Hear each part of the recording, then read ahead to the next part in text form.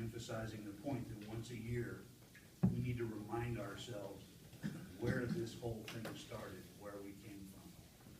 And it's our responsibility to continue this idea of living in liberty.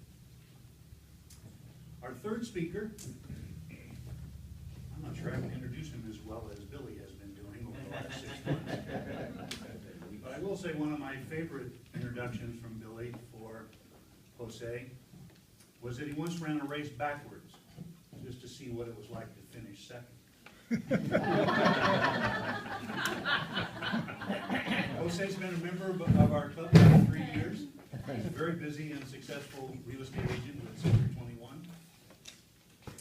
He has a club of watches. His project today is project number 4 out of an advanced manual, Speaking to Entertain.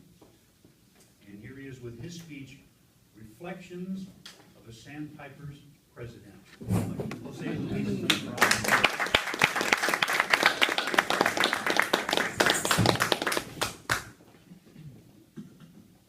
Do you know who I am? Do you know who I am? Do you?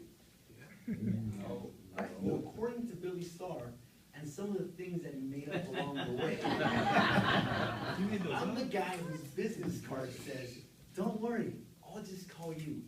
I'm the guy who once had an awkward moment just to see what it felt like. I'm the guy who was once bitten by a snake just to prove a point that laughter is the best medicine. Toastmasters, distinguished Toastmasters, and most honored guests, welcome.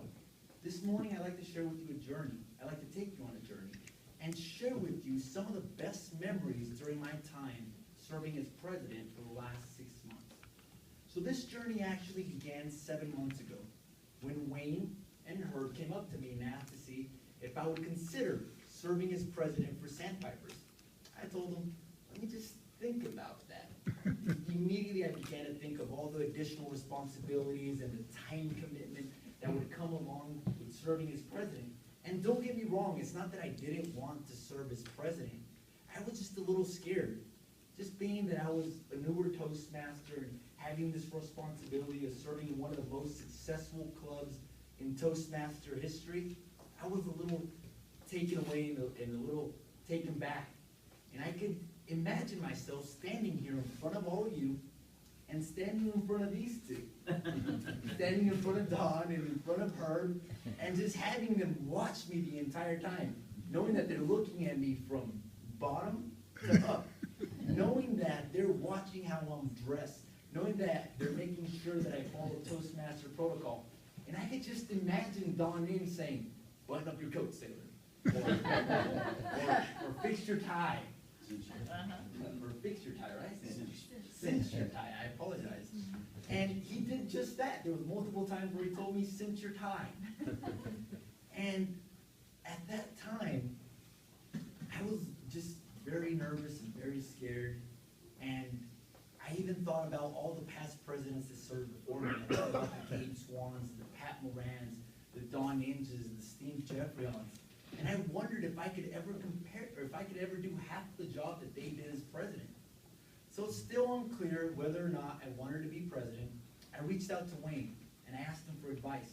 I said, Wayne, I'm unsure. These are my feelings. This is what I'm feeling. He said, Jose, don't worry about it. You're ready. You're ready to become president. And he says, I'll be here to guide you every step of the way. So I accepted. And then the journey began. And then I remember standing here in front of all of you, and Dan Murray giving me the gravel and saying, it is now my pleasure to introduce you as president of Sandpipers. And that moment, I couldn't help but to feel excited. But I also felt a little tense and nervous. I remember my heart beating really fast, kind of like how it is now. And my hands being extremely sweaty. And just, it was this amazing feeling, just knowing the fact that I was going to be serving one of the best clubs here in Toastmasters. And